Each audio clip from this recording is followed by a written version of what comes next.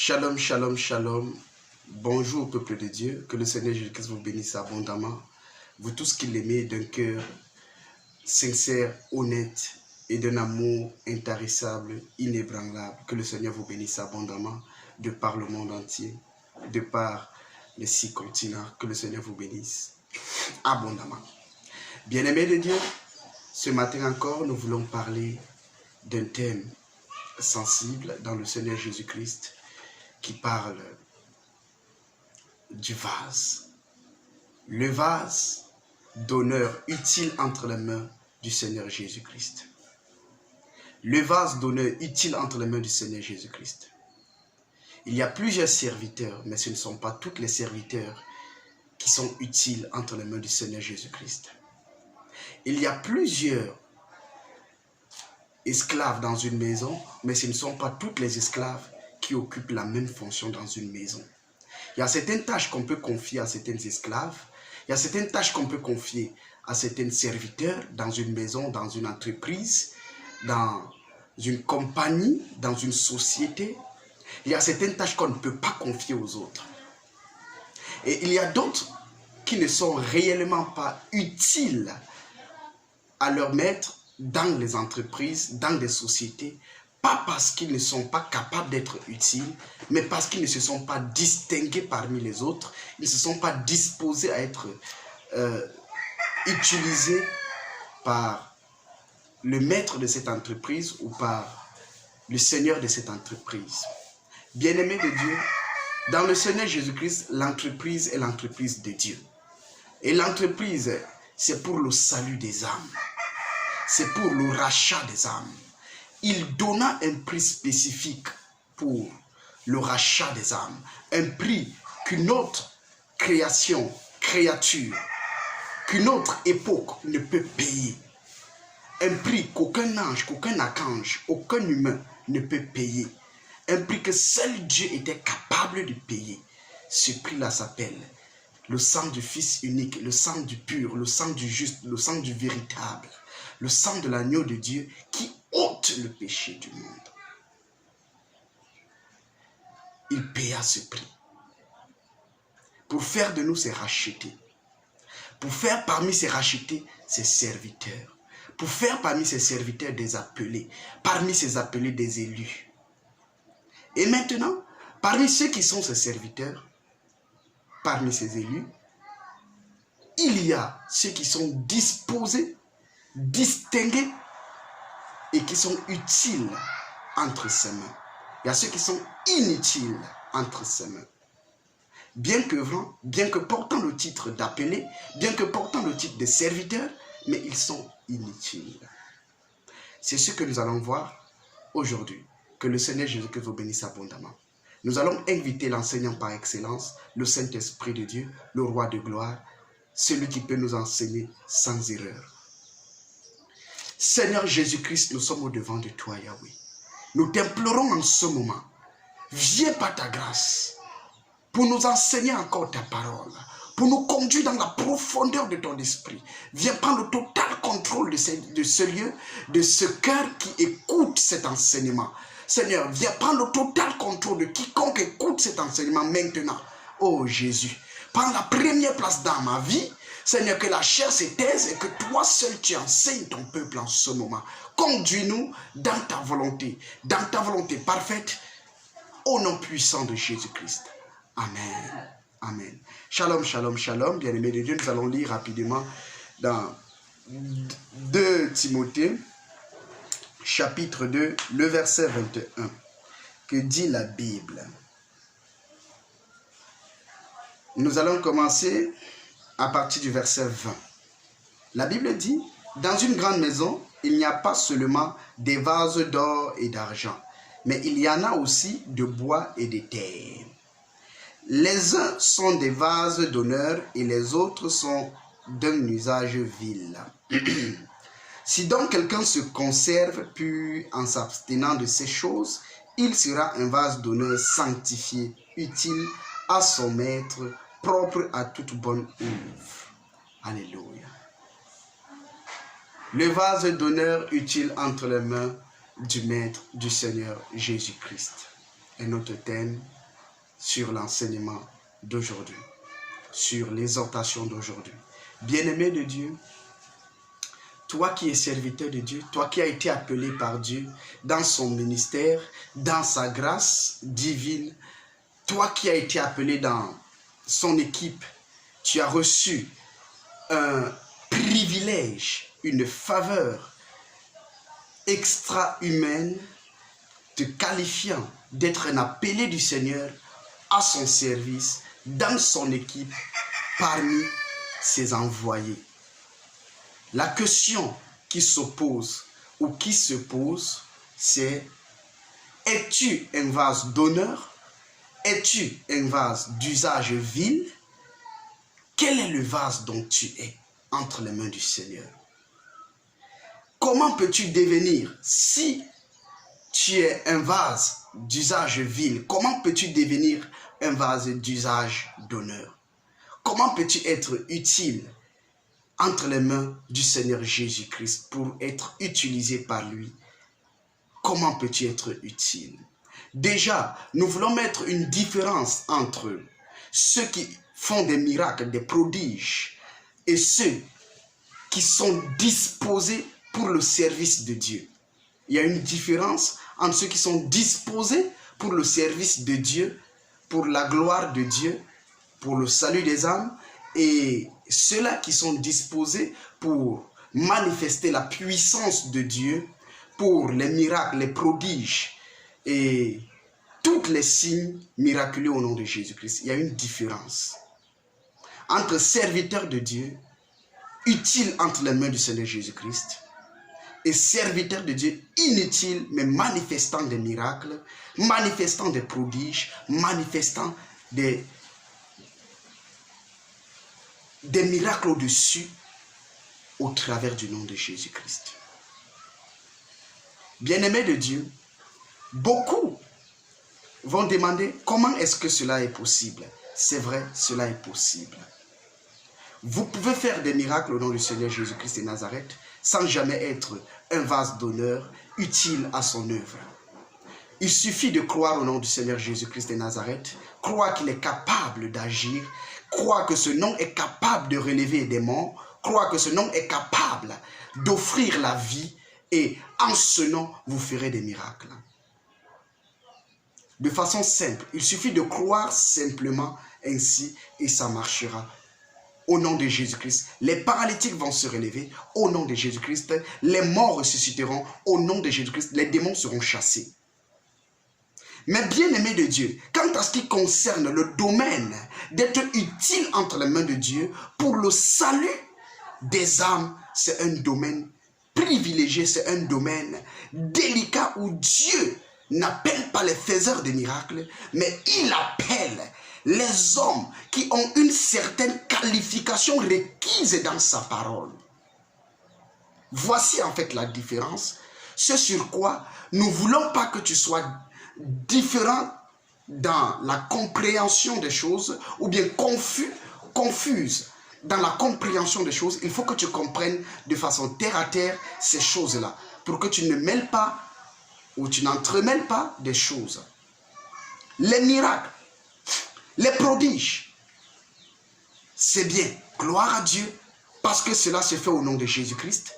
Mais le salut des âmes qui se fait au nom de Jésus-Christ se veut à ce que celui qui transporte l'évangile, or nous savons que l'évangile c'est la puissance de Dieu pour quiconque croit en le nom du Seigneur Jésus-Christ, du juif d'abord et du grec ensuite, et maintenant, plus que cette puissance de Dieu est transportée par un vase qui est un homme, pour le salut des âmes, ce vase doit avoir une qualification requise selon la parole de Dieu. Ce qui est différent de celui qui fait juste des miracles, qui fait des guérisons, opère des miracles. Lui, il suffit juste de croire que le nom de Jésus-Christ marche et il peut le faire. Mais pour celui-là, qui veut aller pour le salut des âmes, il ne suffit pas de croire que le nom de Jésus-Christ sauve. Il ne suffit pas seulement de croire que Jésus-Christ a accompli une œuvre extraordinaire à la croix. Il faut te distinguer. Il y a une qualification que le Seigneur attend de toi en tant que serviteur de Dieu. Il y a une qualification que le Seigneur attend de toi en tant qu'intercesseur. Il y a une qualification que le Seigneur attend de toi en tant que choriste. Il y a une qualification que le Seigneur attend de toi en tant que batteur ou pianiste ou instrumentiste. Il y a une qualification que le Seigneur attend de toi en tant que prophète. Il y a une qualification que le Seigneur attend de toi en tant que prédicateur, en tant qu'évangéliste, en tant qu'apôtre, en tant que pasteur. Il y a une qualification que le Seigneur attend de toi en tant que diacre. Il y a une qualification que le Seigneur attend de toi en tant qu'ancien de l'Église. Et pour cela, il te faut te démarquer. Il ne suffit pas de croire que le nom de Jésus-Christ opère des miracles, guérit, ressuscite, relève les morts, purifie des lépreux, purifie des malades. Non. Il faut agir. Il faut travailler toi-même. Bien-aimé de Dieu, et c'est dans la partie où il faut faire toi-même quelque chose dans ta propre vie que nous sommes là ce matin pour partager avec toi. Alléluia. Que le Seigneur Jésus-Christ te bénisse abondamment, qu'il t'accorde la grâce de la compréhension de ses Écritures, de sa parole, et que tu sois amené, transporté d'une dimension extraordinaire à une dimension au-delà de l'extraordinaire. Que la grâce de la compréhension des Écritures de Dieu te transporte dans ton ministère au niveau où tu étais, vers un niveau ministériel au-dessus de la capacité dans laquelle tu marchais avant. Que la grâce de Dieu t'accorde d'être dans l'intimité stricte avec Dieu que dans celle dont tu as déjà eu à avoir jusqu'aujourd'hui. Que le Seigneur Jésus-Christ te précède pendant que tu écoutes ce message. Le Seigneur Jésus-Christ parle au travers de la bouche de l'apôtre Paul et il dit: dans une grande maison, il n'y a pas seulement des vases d'or et d'argent, mais il y en a aussi de bois et de terre. Les uns sont des vases d'honneur et les autres d'un usage vil. Qui est un vase d'honneur? Qui est un vase d'usage vil? Bien-aimé de Dieu, quand on dit un serviteur qui est un vase d'honneur, ça veut dire un serviteur qui a rempli certaines exigences de Dieu pour pouvoir devenir un usage d'honneur. Remarquez une chose, la Bible cite les différentes matières que comportent les différents vases qui sont dans la maison. Les différents vases sont formés de différentes matières. Il y a ceux qui sont des vases d'or, fabriqués en or. Ils peuvent être associés ou bien symbolisés par des serviteurs de Dieu avec des dons extraordinaires, avec des dons au-delà de l'humanisme humain. Ils peuvent être des serviteurs de Dieu, remplis de différents dons, des apôtres qui manifestent la prophétie, l'évangélisation, qui manifestent le pastorat, qui manifestent tous les dons d'enseignement et de toute la connaissance dans la plénitude de la connaissance de Dieu. Mais cela ne fait pas d'eux des vases d'honneur. Cela fait d'eux des vases d'or. Pourquoi? Parce qu'ils ont la capacité d'être apôtres, évangélistes, prophètes, pasteurs, anciens. Ils ont toute cette capacité en eux-là de manifester ces différents points en le Seigneur Jésus-Christ. Mais cela ne les distingue pas pour être vase d'or, ou plutôt vase d'honneur ou vase d'usage vil. Non. Cela les distingue juste des matières dont ils sont composés. Quelle est la matière qui te compose? Quelle est la matière qui te compose? Un oint de l'Éternel, un appelé de Dieu, celui qui a la clé du royaume de ceux qui peut ouvrir la clé d'une nation. Tu es appelé prophète d'une nation, mais cela ne fait pas de toi un serviteur ou un vase d'honneur entre les mains de Dieu. Bien qu'étant appelé comme prophète des nations, apôtre des nations, cela ne te donne pas le droit légal d'être un vase d'honneur entre les mains de Dieu. Mais cela te donne le droit d'être un vase d'or. Parce que tu es composé par une matière rare. Dieu a pris du temps pour investir en toi quelque chose de rare. L'or symbolise la rareté. Le vase d'or. L'or symbolisant la rareté de la matière de la chose. Une pierre rare où même les hommes perdent leur vie juste pour obtenir quelques grammes d'or. C'est un peu ainsi qu'un prophète des nations, qu'un apôtre des nations, un apôtre des continents. Bien-aimé de Dieu, tu es apôtre, tu es appelé, oui, gloire à Dieu. Mais le problème ne se situe pas sur ton appel. Il n'y a pas de doute sur ton appel. Tu as reçu, alléluia, et tu es un appelé de Dieu.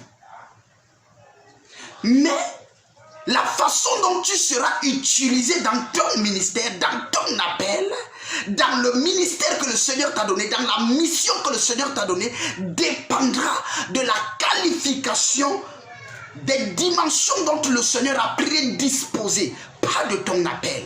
Tu es appelé apôtre, mais si tu ne te disposes pas selon les principes préétablis de Dieu, tu ne seras pas utilisé à la hauteur de ton appel.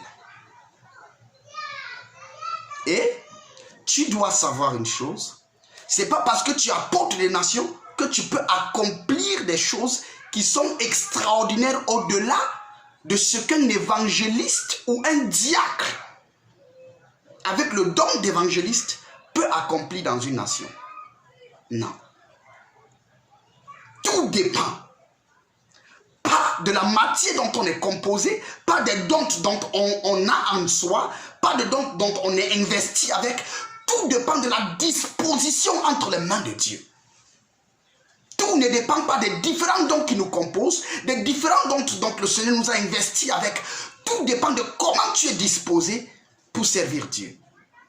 Comment tu t'es disposé entre les mains de Dieu. Bien-aimé de Dieu, tu peux être un vase d'usage d'argent dans une maison.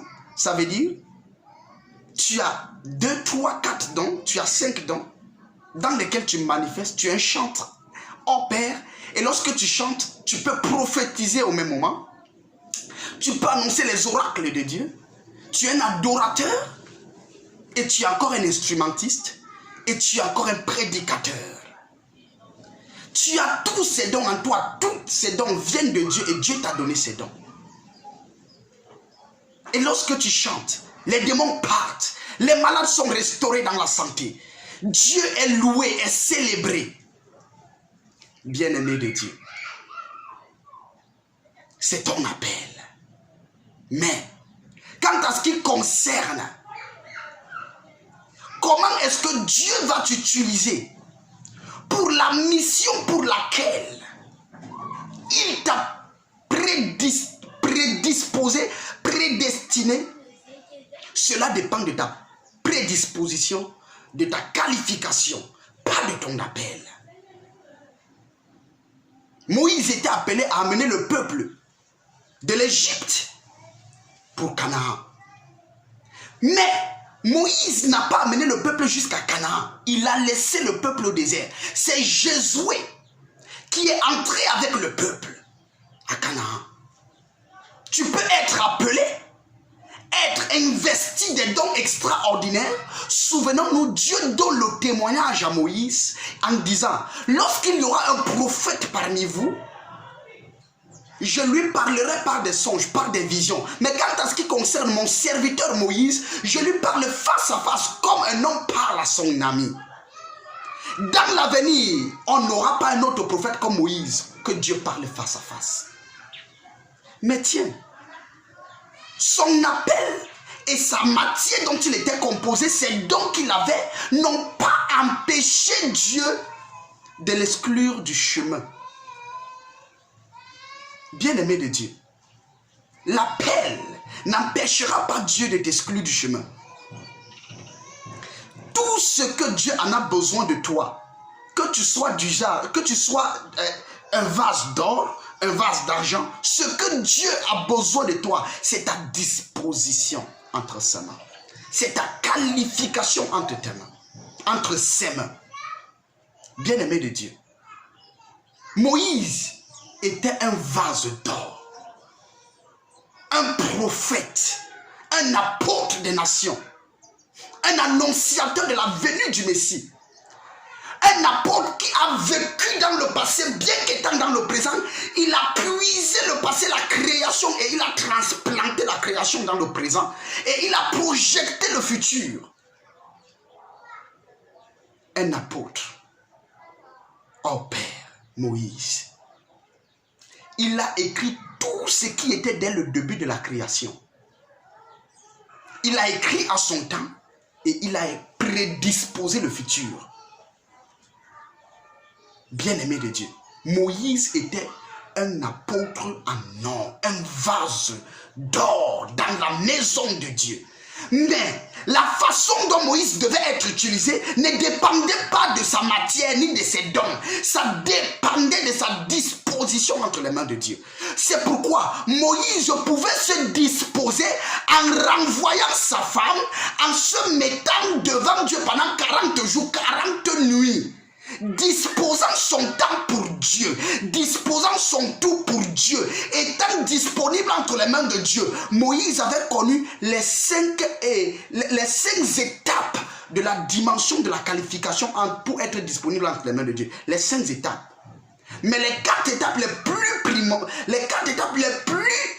plus explicites et de façon simple, les 4 étapes que l'homme a besoin, les 4 éléments que l'homme a besoin pour pouvoir être disposé à être disponible entre les mains de Dieu, Moïse les avait remplis pour être utilisé jusqu'au désert.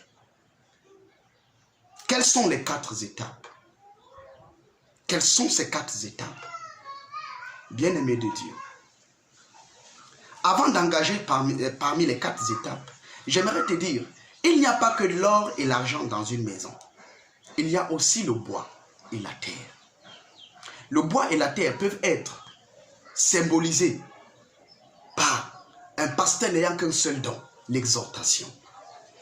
Un pasteur n'ayant qu'un seul don, encadrer les brebis de Dieu en les enseignant uniquement la parole de Dieu, le don d'enseignement. Le bois ou la terre, il n'a qu'un seul don. Mais ce n'est pas la quantité de dons qu'il a dans sa vie qui va amener Dieu à l'utiliser ou à ne pas l'utiliser. C'est la façon dont il va se disposer avec l'unique don qu'il a entre les mains de Dieu qui va déterminer si Dieu va l'utiliser puissamment ou si Dieu ne va pas l'utiliser puissamment. Si Dieu va d'ailleurs l'utiliser ou si Dieu ne va pas l'utiliser catégoriquement. Bien-aimé de Dieu, frères et sœurs, serviteurs de Dieu, tu es un appelé de Dieu. Alléluia. Tu es à la tête d'un ministère. Gloire à Dieu. Où Dieu t'a donné la grâce d'être le fondateur d'un ministère. Gloire à Dieu. Dieu t'a donné une mission à accomplir dans ce ministère. Gloire à Dieu. Mais le problème est-ce que tu te disposes à la hauteur de l'attente de Dieu afin que tu sois utilisé? Les 4 étapes. Entrons dans ces 4 étapes maintenant. Ces 4 éléments. Ces 4 éléments de base pour être utile, disposé entre les mains de Dieu, les mains du Seigneur Jésus-Christ, entre les mains de l'apôtre en chef, le Seigneur Jésus-Christ, pour qu'il puisse t'utiliser puissamment. D'ailleurs, pour qu'il puisse t'utiliser. Bien-aimé de Dieu, le Seigneur dit, au verset 21, « Si donc quelqu'un se conserve pur, en s'abstenant de ces choses, il sera un vase d'honneur, sanctifié, utile à son maître, propre à toute bonne œuvre. » Alléluia. Nous allons scinder ça en 4. La première dimension où un homme doit se disposer pour espérer être utilisé par Dieu, malgré les différents dons qu'il a, malgré les différents dons qu'il habite, malgré les différents dons que le Seigneur a investis en lui, la capacité capacité d'enseigner, la capacité de prophétiser avec exactitude, la capacité de visualiser le futur, le passé et le présent. Il est capable de te dire même la couleur de ton sous-vêtement, de dire les pièces d'argent qui sont dans ta poche, parce que Dieu lui a donné ces dons-là. Mais ce ne sont pas ces dons-là qui définissent comment il sera utilisé par Dieu quand à ce qui concerne le salut des âmes. Car tout ce qui est des miracles, des prodiges, des prophéties et tout ça, gloire à Dieu. Mais quand à ce qui concerne la mission du salut des âmes, c'est un domaine spécifique où seuls ceux qui ont rempli la qualification selon les prédispositions de Dieu et les prescriptions du Seigneur seront utilisés pour le salut des âmes. Car le salut des âmes, ce n'est pas un à peu près. Le salut des âmes, c'est entrer dans une mission stricte où il y a l'absolu, j'aurais dit encore l'absolue dictature divine. L'absolue dictature divine. Dans le salut des âmes, il n'y a pas d'à peu près et il n'y a pas d'opinion humaine dans le salut des âmes. C'est Dieu qui dicte et l'on suit. C'est pourquoi ce n'est pas tous ceux qui portent les différents dons de Dieu qui sont des gagneurs d'âme, qui sont des formateurs des disciples de Jésus-Christ. Non. Ce n'est pas parce que tu es un apôtre, ce n'est pas parce que tu es appelé apôtre des nations que ça veut dire que tu es ton équipe, ce sont des gens qui partent au ciel. Non. Ceux qui partent au ciel dépendent de la façon dont toi tu as été disposé. Tu t'es disposé entre les mains de Dieu. Est-ce que tu es disponible pour que Dieu t'utilise en réalité? Pour être à la dimension dont nous appelons la dimension de la disposition, c'est la dimension qu'on appelle encore, que j'appellerai encore la dimension de la sapience spirituelle. À moins qu'un homme n'atteigne la dimension de devenir une sapière spirituelle, il ne peut sauver une seule âme. Dieu ne peut pas l'utiliser pour le salut d'une seule âme. Aussi longtemps, la cupidité, l'orgueil, l'amour de soi-même, l'amour de la gloire du monde t'habite encore. Tous ceux qui sont derrière toi, tous ceux qui sont dans le ministère que tu diriges, en réalité ne sont que des prosélytes, des disciples de ton ministère, mais pas les disciples du Seigneur Jésus-Christ. Car en tant que sapière de la maison, c'est le maître de la maison qui doit te disposer à la place où tu dois être, pas toi-même. Et tu n'as aucune loi à imposer que la loi que le maître aura imposée sur toi. Mais aussi longtemps, tu peux encore imposer des lois à toi-même et à l'équipe qui te suit, qui sont des lois exclues de la saine doctrine ou bien des Écritures. Alors, bien-aimé de Dieu, l'équipe que tu amènes est une équipe bâtie selon la doctrine que tu enseignes, pas la doctrine écrite dans la Bible. Et par là, et pour cela, la disqualification de tout ton ministère, 10 millions de membres sont en train d'être entraînés en enfer. Pas parce que tu n'enseignes pas, pas parce que tu ne fais pas des prodiges, des miracles, tu ne donnes pas les prophéties avec exactitude, mais uniquement parce que tu n'étais pas disposé, tu n'es pas encore arrivé au niveau où tu dois être la sapière, où même des chrétiens doivent essuyer les pieds sur toi, parce qu'à moins que tu n'acceptes que le dernier des chrétiens de ton ministère essuie les pieds sur ta tête, tu n'es pas encore prêt pour le salut d'une seule âme. Toute ton équipe sont des prosélytes. Toute ton équipe sont des prosélytes. Mais pas des âmes gagnées pour le compte du ciel. Mais des âmes gagnées pour le compte de ton ministère. C'est pourquoi, lorsque tu parles de la vision du ministère, regarde comment les âmes sont zélées. Quand tu parles de la vision, l'accomplissement de la vision que tu as reçue pour le ministère, les âmes sont zélées, ils sont attachés. Mais lorsque tu commences à entrer dans la sanctification, la sainteté, la vie que doivent mener ceux qui sont dans l'équipe, regarde comment la sournoisie couvre les âmes. Regarde comment l'ombre de la mort plane sur les leaders de ton ministère. Regarde comment l'hypocrisie spirituelle et morale domine sur tous ceux qui sont autour de toi. Tout le monde cherche à te plaire et à te louer, à te célébrer, à te lever. Bien-aimé de Dieu, vase d'honneur ou vase d'usage vil. la question qui se pose. Vase d'honneur ou vase d'usage vil? Quel est le vase que tu es, apôtre? Quel est le vase que tu es, bishop? Quel est le vase que tu es, pasteur? Quel est le vase que tu es, évangéliste, choriste, ancien, diacre, intercesseur? Quel est le vase que tu es? Quel est le vase que tu es? Instrumentrice. Quel est le vase que tu es? Vase d'usage vil ou d'usage noble? Bien-aimé de Dieu, la première dimension ou le premier élément, c'est se purifier. La Bible dit, si donc quelqu'un se conserve pur, c'est se purifier. La première dimension. Et quand on dit pur, pur ça veut dire ôter de toute impureté. Toute impureté. La première des choses que tu dois savoir, si tes dons se manifestent malgré le fait que tu combats avec ta femme, tu as les murmures à la maison, mais sur l'autel tu fais des miracles. Bien-aimé de Dieu, tu vis dans l'impureté. Si jamais tu manques, mais les dons se manifestent davantage, tu vis dans l'impureté. Si jamais tu voles, tu couches avec des filles dans la chorale et tu chantes de façon merveilleuse, les démons sortent et partent. Confesse les péchés. Tu es impur et en réalité tu es sale, tu es dans l'impureté et tu es disqualifié. La première dimension, que tous ceux qui veulent être disponibles entre les main de Dieu, tous ceux qui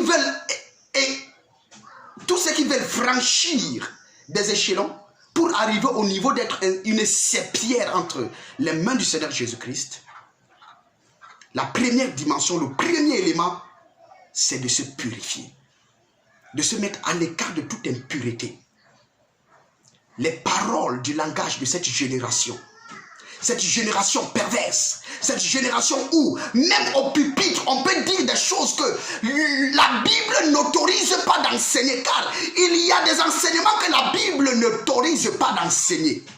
Mais sur le pupitre aujourd'hui, nous l'enseignons, nous les enseignons. La cupidité, l'égoïsme, le fanfaronnade est devenu quelque chose de normal à l'église. L'impureté, ça disqualifie un pasteur, ça disqualifie un apôtre des nations. Bien qu'avec tous les dons, toute la puissance, mais la cupidité, le luxe dans lequel tu vis, tu le justifies par la bénédiction que Dieu t'a donnée. En réalité, nous sommes en train de travailler, nous sommes en train de parler pour que tu arrives au niveau serpillère. Or, tu dois commencer par le plus bas niveau de l'échelle. La purification. Tu dois te purifier. Purifier de ce luxe, de ce mode de vie luxueux dans lequel tu vis, où la gloire revient à toi et non à Dieu, où tout le monde veut connaître le Dieu que tu sais à cause du luxe que tu vis, parce qu'ils veulent devenir luxueux comme toi. Pas parce que tu vis dans une vie de sainteté absolue et tout le monde veut connaître le Dieu de la sainteté là, mais parce que tu vis dans un luxe terrible, tous ceux qui sont autour de toi veulent vivre dans ce luxe là.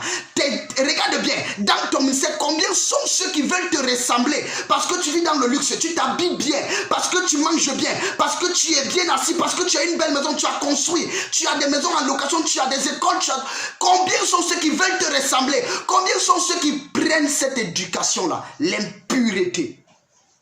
L'impureté, tu distrais les âmes du chemin du salut, du chemin de la sainteté, car la Bible dit dans 1 Thessaloniciens chapitre 4, le verset 3, ce que Dieu veut, c'est votre sanctification.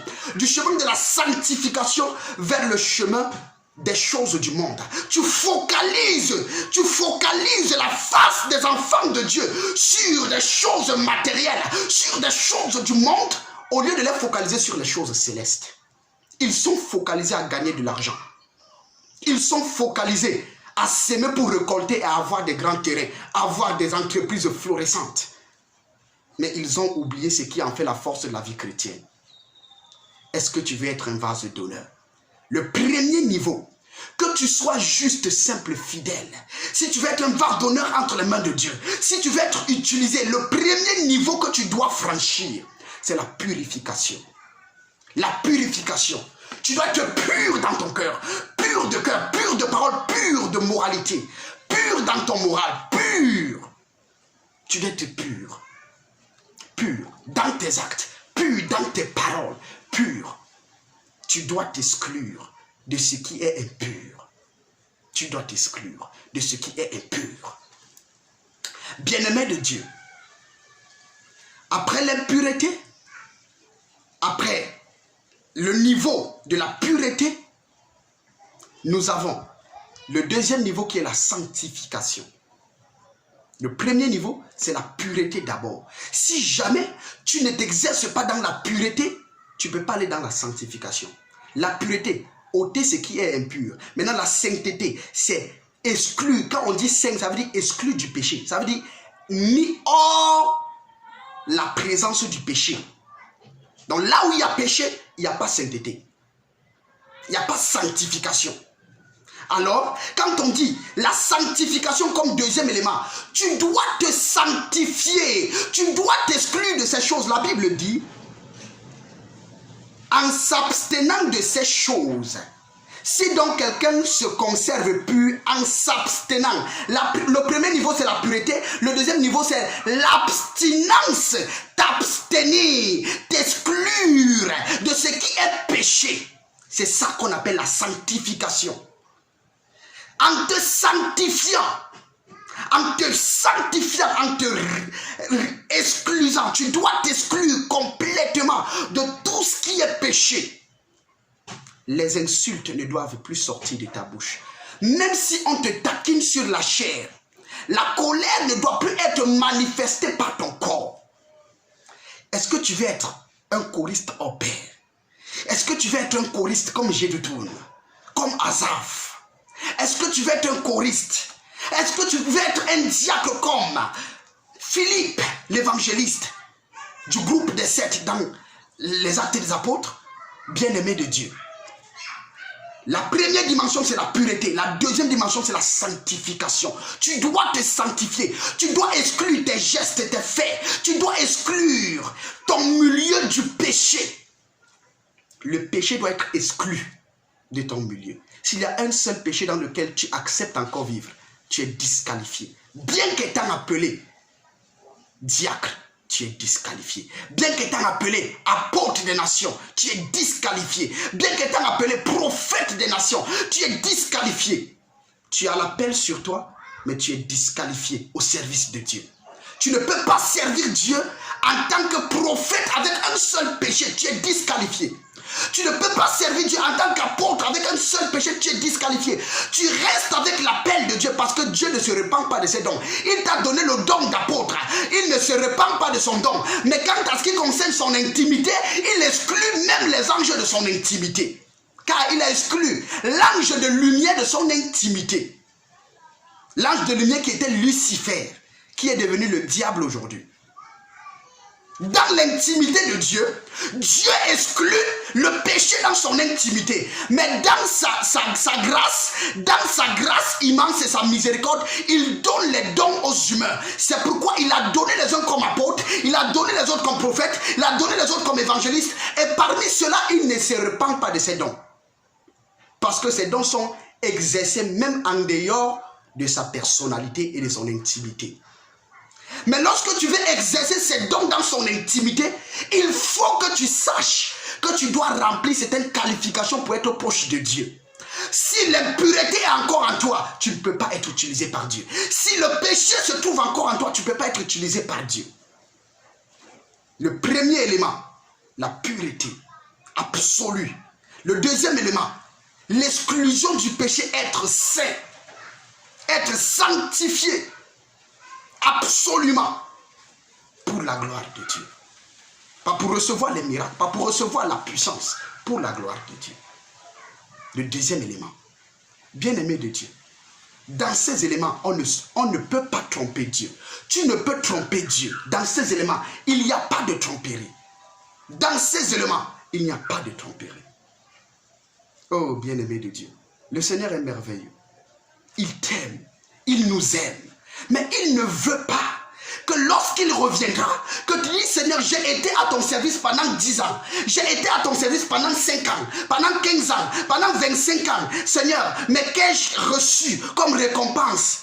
il ne veut pas que tu travailles en vain. C'est pourquoi il t'avertit aujourd'hui. Apôtre des nations, prophète, tu as conçu un grand ministère, mais tu es encore dans l'erreur. Tu es encore dans l'erreur parce qu'il y a un seul péché dans ta vie, la diffamation. Tu te lèves pour diffamer les autres apôtres. Tu te lèves pour diffamer les autres ministères, pour faire fleurir ta part, pour élever ton ministère, tes dons, pour élever ton niveau. Bien-aimé de Dieu, tu es un diffamateur. Et à cause de la diffamation, tu es disqualifié. Le péché, l'unique péché, la diffamation, te disqualifie pour être disponible, pour être utilisé par Dieu comme une serpillère entre les mains de Jésus-Christ. Oh, bien-aimé de Dieu. Jésus n'est pas venu pour te disqualifier. Lui, il est venu pour que tu sois qualifié. Jésus n'est pas venu pour te condamner, il est venu pour te montrer le chemin. Il a dit, je suis le chemin, la vérité et la vie. Nul ne vient au Père que passant par moi. Jésus-Christ. Alors, bien-aimé de Dieu, ce matin, il faut que tu comprennes, apôtre, pasteur, évangéliste, choriste, diacre, ancien de l'église, prophète, toi qui es prédicateur, quel que soit ton appel, intercesseur, il faut que tu comprennes qu'en réalité, même si tu es moniteur, un simple fidèle, tu ne peux pas être utilisé par Dieu si tu vis dans l'impureté, si tu vis dans le manque de sainteté, dans un péché quelconque, un seul péché, tu es disqualifié. Tu ne peux pas être utilisé par Dieu. Le troisième élément, bien-aimé de Dieu, le troisième élément, bien-aimé de Dieu, c'est la consécration. Tu te sanctifies, tu te purifies, tu te sanctifies, il faut que tu te consacres. La consécration, ça veut dire que quoi? Tu te mets à part pour Dieu. Ça veut dire que quoi? Tout ce qui peut te disqualifier, tout ce qui peut te disqualifier, même si aux yeux des autres, cela ne semble pas être un péché, même si à tes propres yeux, cela ne semble pas être un péché, mais ça peut te distraire ou te disqualifier sur le chemin de Dieu ou sur le chemin d'être utilisé par Dieu. C'est quelque chose que toi, tu ne dois jamais utiliser. Je redis encore, bien-aimé de Dieu, la consécration, te mettre à part pour Dieu, ça veut dire, si jamais il y a même une chose que tout le monde peut utiliser, ce n'est pas un péché, mais pour toi, ça te cause une distraction simple et quelconque. Tu veux être utilisé par Dieu, mais cette chose-là, ça te distrait de façon quelconque, d'une façon ou d'une autre. Ça peut être utile à un autre serviteur de Dieu, mais à toi, ça te distrait seulement une seule seconde. Tu dois mettre ça de côté. Tu dois te consacrer à Dieu. Même si c'est le mariage, tu dois mettre le mariage de côté. Même si c'est les enfants, tu dois t'exclure d'en avoir. Même si c'est les écoles que tu veux construire, l'argent ou le travail, tu dois mettre ce travail de côté, bien que le travail ne soit pas un péché. Mais si ça te distrait de servir Dieu, tu dois te consacrer à l'œuvre de Dieu et à la personnalité et à la personne de Dieu. Alors tu dois t'exclure de tout ce qui te disqualifie, tout ce qui te distrait, pour être au pied de Dieu, jour comme nuit, en lui disant, Maître, ce que tu dis est ce qui est, que je comprenne ou pas, ce que tu indiques est ce qui reste, que je suive cela ou que je ne suive pas, mais je suivrai aussi longtemps que je vivrai. Bien-aimé de Dieu, bien-aimé de Dieu,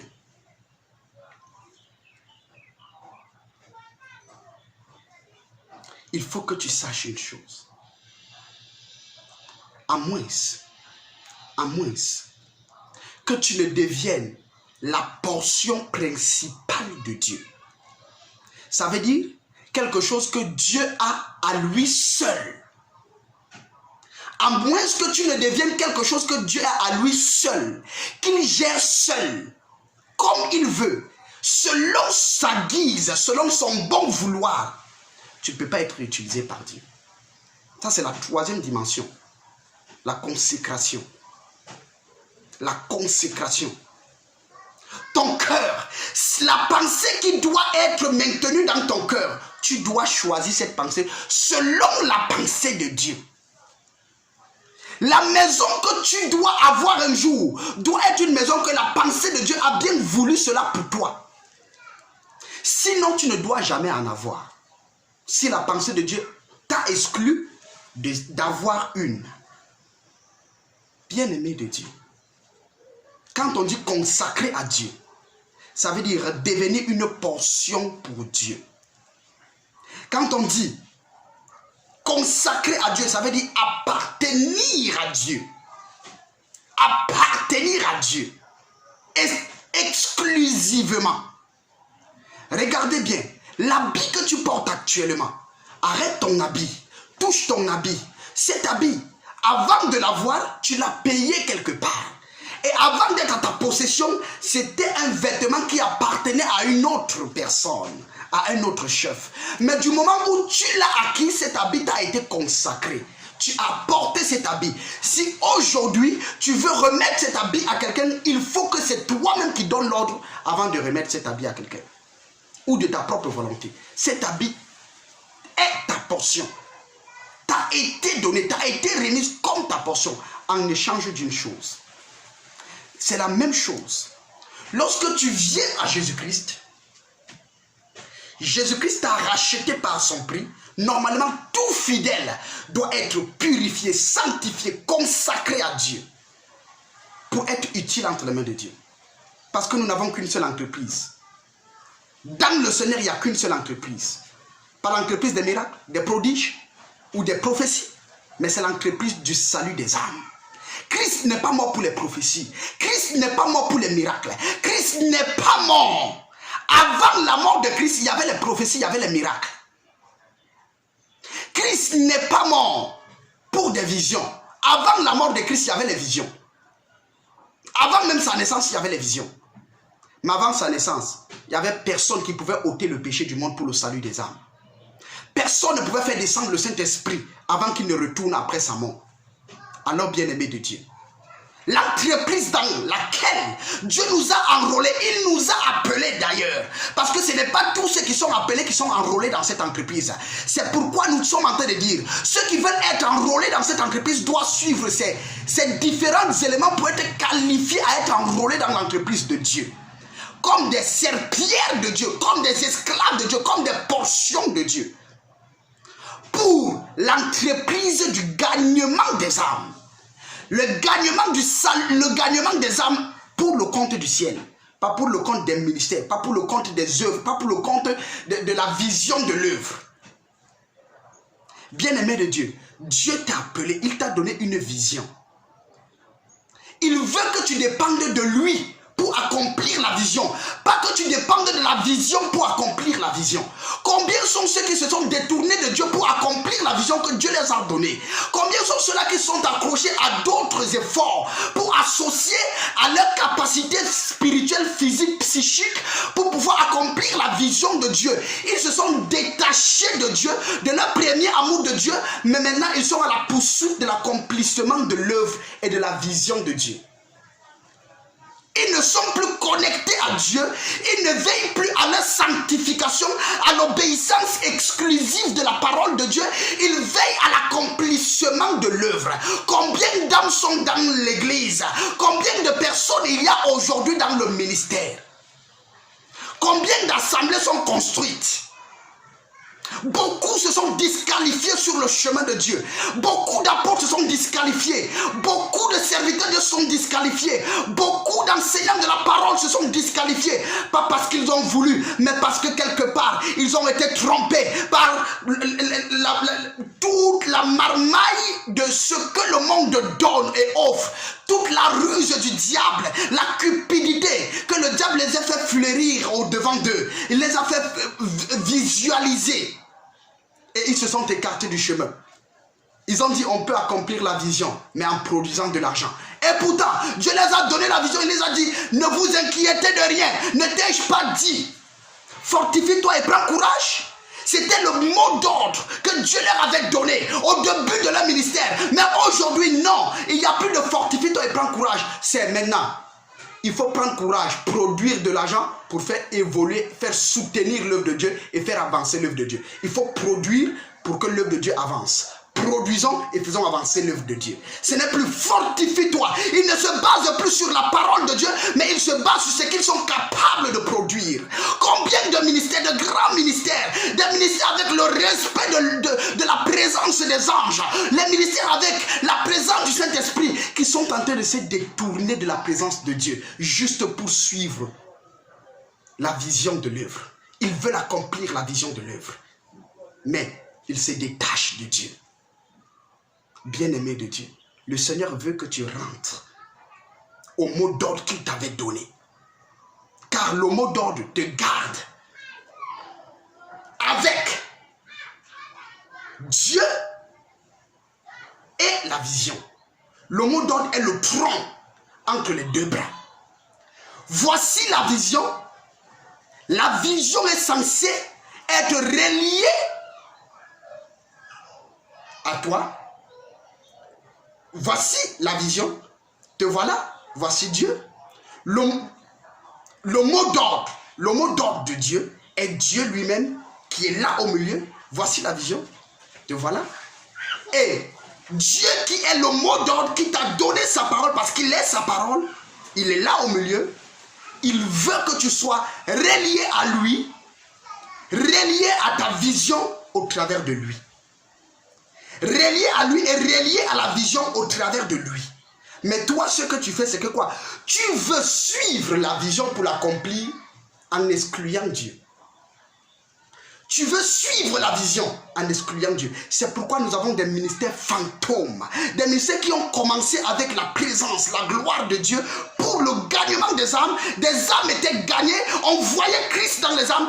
Aujourd'hui, l'hypocrisie règne au sein des membres. Pourquoi? Parce qu'on a traversé le tronc et les bras sont collés avec les bras.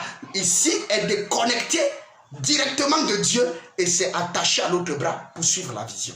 On veut accomplir la vision. Bien-aimé de Dieu. La troisième dimension, c'est la consécration. Reviens à ta consécration. La consécration qui est ici dans le mot d'ordre. Ne t'ai-je pas dit, fortifie-toi et prends courage. Jésus avait quelle entreprise? Si c'est de transporter le peuple. Pour produire avant de donner. Bien-aimé de Dieu, Dieu qui t'a appelé, il sait ce qu'il veut donner à son œuvre. Alléluia. Bien-aimé de Dieu, Dieu a prédisposé également une quatrième qualification. La quatrième qualification, c'est quoi? C'est la disponibilité entre les mains de Dieu. Après la consécration, il faut que tu te disponibilises entre les mains de Dieu. Si tu n'es pas disponible entre les mains de Dieu, même lorsque tu es consacré à Dieu, et que tu es toujours occupé par ta famille, occupé par ton travail, occupé par accomplir la vision, au lieu d'être disponible entre les mains de Dieu, que Dieu décide que maintenant, je veux que tu contournes, au lieu de venir laver ici, je veux que tu passes par derrière pour ici, pour arriver ici, bien-aimé de Dieu. Si tu n'es pas disponible, que Dieu t'utilise, il te malmène comme il veut, il te malaie comme il veut. Si tu n'es pas disponible, que Dieu t'amène là où il veut, comme il le veut, bien-aimé de Dieu, tu ne peux pas être un vase d'honneur disposé au service de Dieu. Tu ne peux pas être une sépierre entre les mains de Dieu. Devant Dieu, ce sont les choses viles de la terre qui ont plus de valeur. La sépierre a plus de valeur aux yeux de Dieu que les draps sur le lit, que des meubles dans la maison. Bien-aimé de Dieu, la disponibilité. Tu es tellement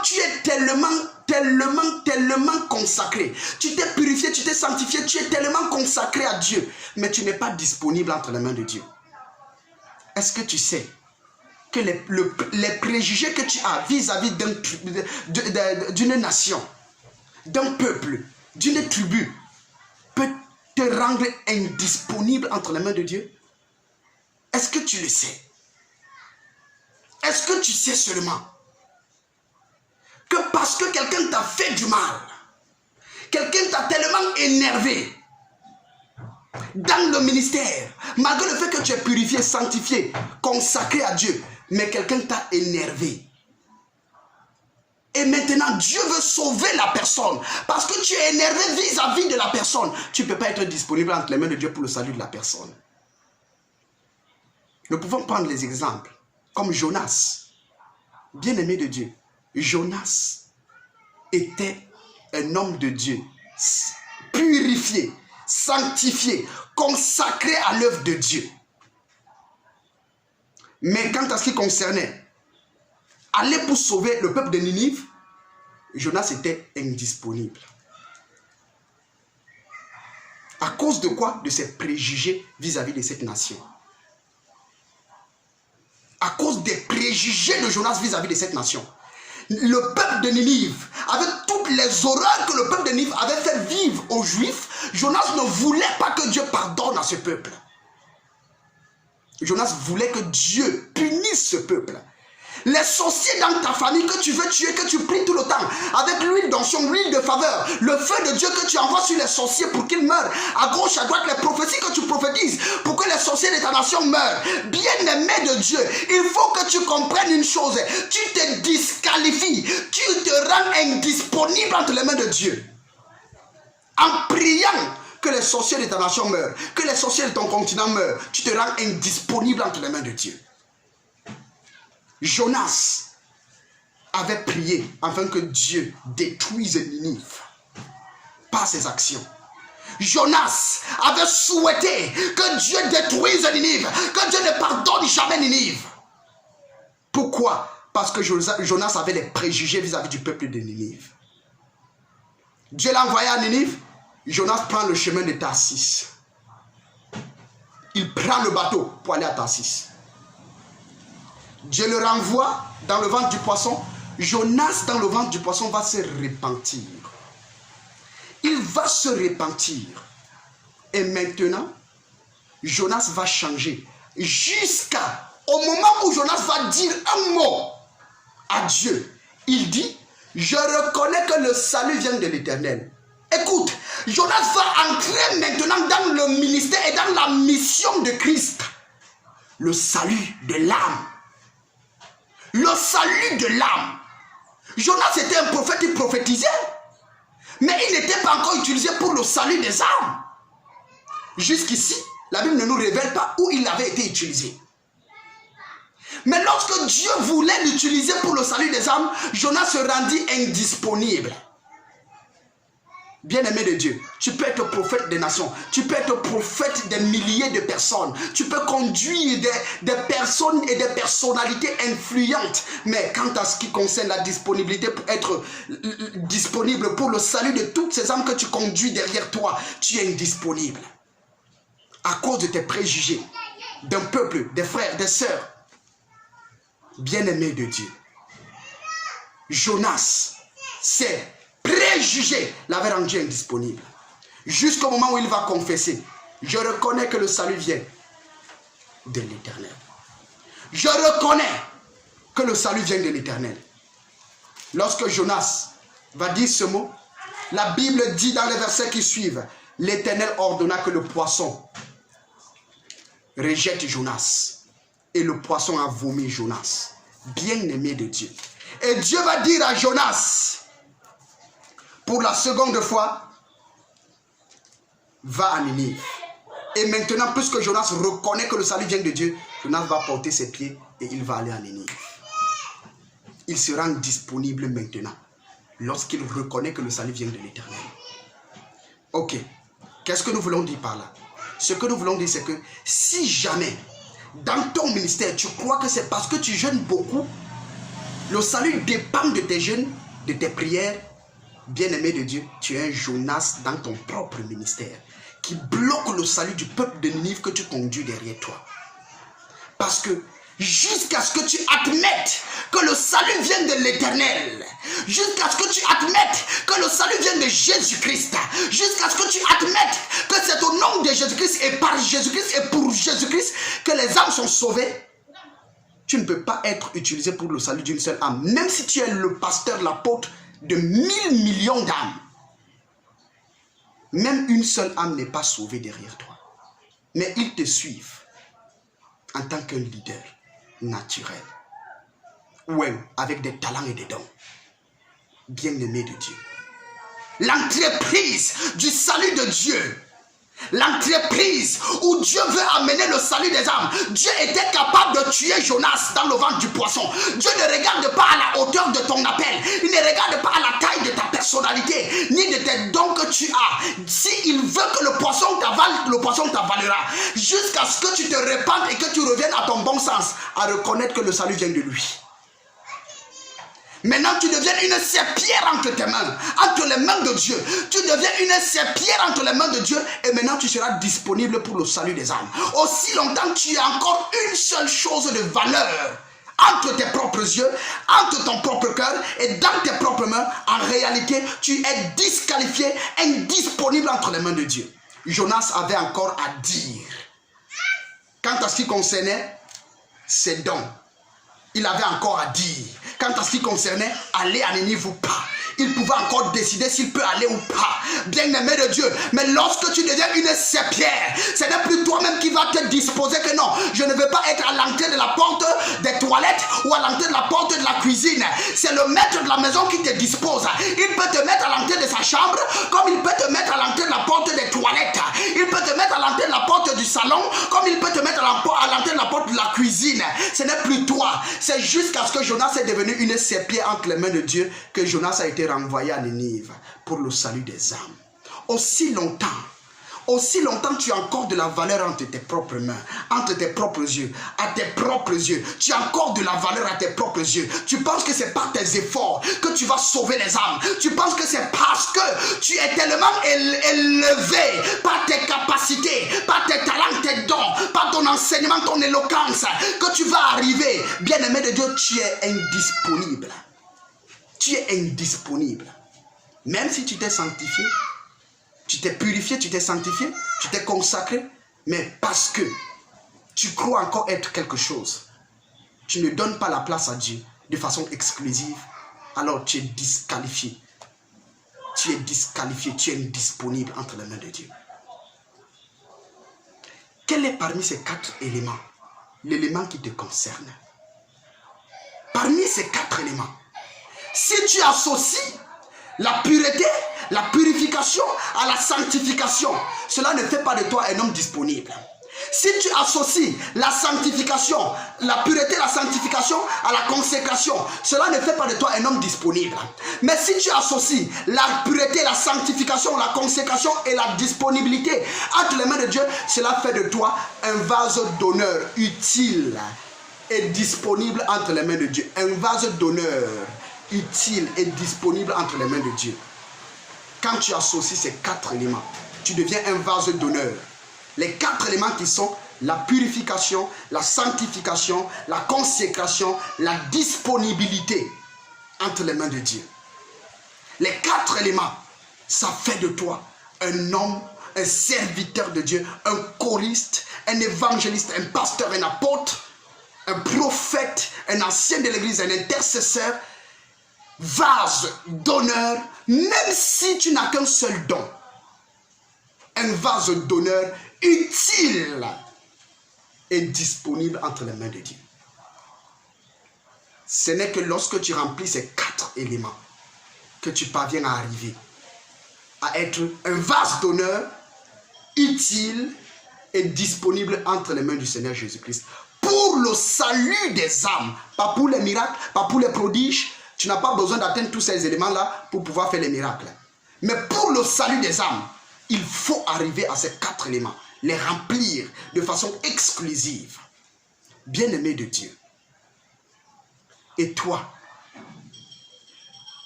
est-ce que l'œuvre que tu es en train de construire aujourd'hui n'est basée que sur les préjugés, la diffamation? Est-ce que c'est basé sur Les insultes? Est-ce que c'est basé sur la rébellion? Tu es quitté d'un ministère pour aller créer ton ministère parce que tu t'es dit, en créant ton ministère, tu vas imposer ta façon de voir des choses. Bien-aimé de Dieu, Dieu n'est pas venu pour des rebelles. Dans le salut, non. Il est venu sauver les rebelles, mais il n'est pas venu pour utiliser les rebelles. Non. Il vient pour sauver le rebelle afin que le rebelle se disponibilise selon les 4 éléments dont nous avons donné et qu'il devienne une serpillère entre les mains de Dieu, vase d'honneur, utile et disponible entre les mains de Dieu. C'est ça une serpillère entre les mains de Dieu. Quand on dit un serpillère entre les mains de Dieu et une serpillère entre les mains de Dieu, nous sommes en train de dire un vase d'honneur, utile et disponible entre les mains du Seigneur Jésus-Christ. À toute bonne œuvre dans le salut des âmes. Bien-aimé de Dieu, est-ce que vraiment Dieu, si on regarde parmi toute l'équipe que tu es en train d'amener, est-ce qu'il y a vraiment les âmes à l'intérieur de cette équipe que lorsqu'on regarde, on voit les caractéristiques du Seigneur Jésus-Christ dans leur vie? Est-ce qu'on voit même des gens qui s'adonnent à être comme Jésus le veut? Est-ce que ta propre vie reflète la grâce et la gloire du Seigneur Jésus-Christ? Bien-aimé de Dieu, voici aujourd'hui, si tu veux devenir un vase d'honneur, tu connais qu'est-ce qui t'attend, qu'est-ce qu'il faut que tu fasses. Et le vase d'honneur ne peut l'être, bien sûr, que s'il n'est né de nouveau.